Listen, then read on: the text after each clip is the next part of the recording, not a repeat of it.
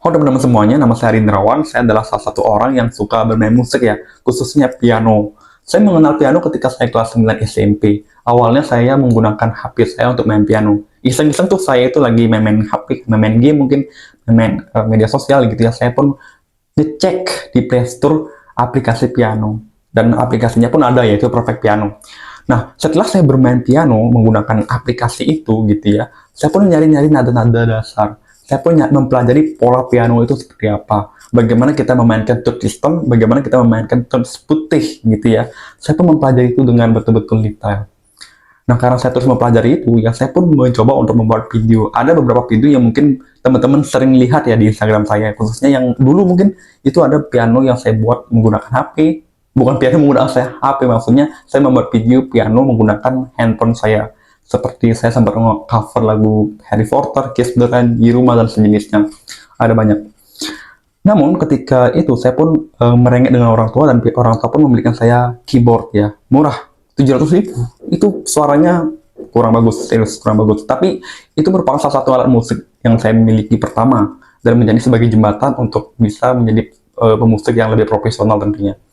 Saya pun menggunakan piano itu, dan di SMA pun saya menunjukkan bakat saya dalam bermain piano. Di beberapa acara-acara besar, itu biasanya saya menggunakan kemampuan saya bermain piano di depan. Karena ketika saya SMA dulu, masih belum ada orang yang jago main piano atau yang memiliki bidang di piano. Kebanyakan orang bermain gitar kan, tapi saya memilih bermain piano agar berbeda. Kemudian selanjutnya yang menurut saya cukup menarik adalah ketika saya SMA, saya bermain piano menggunakan Yamaha. Itu merupakan piano yang sangat baik ya teman-teman. Harganya 8 juta, soalnya bagus sekali. Dan di SMA juga ada piano yang betul-betul mahal, harganya 50 juta. Itu merupakan piano pertama yang saya coba ya, mungkin sampai sekarang adalah piano yang sangat mahal. Karena memang suaranya sangat-sangat bagus, kemudian pedal sustainnya juga betul-betul sustainable dalam menjaga suara, menjaga nada gitu ya.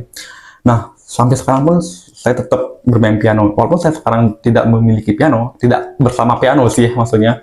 Piano saya berada di Bali, tapi saya tetap koneksi dengan piano. Entah itu baca-baca buku terkait piano, saya biasanya sering menonton orang main piano, bagaimana musisi profesional atau pianis-pianis profesional memainkan jarinya untuk menekan piano, dan masih banyak lagi. Nah, ketika saya bermain piano ada beberapa manfaat yang saya dapat ya. Yang pertama itu adalah ketika saya bermain piano, saya melatih kemampuan saya, syarat motorik saya untuk bisa apa? Untuk bisa membedakan nada-nada yang ada. Untuk bisa melatih kecerdasan musikal saya ya. Kecerdasan musikal ada nggak ya? Oke. Misalnya kayak gitu sih kurang lebih. Kecerdasan musikal. Oh, saya nggak tahu sih itu ada apa nggak. Tapi yang saya ketahui adalah gini. Ketika bermain piano, itu akan melatih pikiran saya untuk membagi fokus.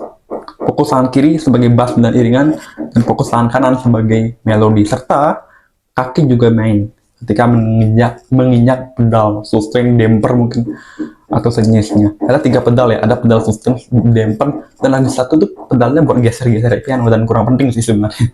Yang penting dalam piano ada pedal sustain itu sudah lebih dari cukup. Nah, kemudian yang saya perlu jelaskan adalah seperti ini teman-teman semua. Kita sudah mengetahui bahwasannya ketika kita bermain piano, itu ada hal yang harus digarisbawahi, yaitu tuts hitam. Ada orang yang bermain piano tanpa menggunakan tuts hitam, karena katanya sulit.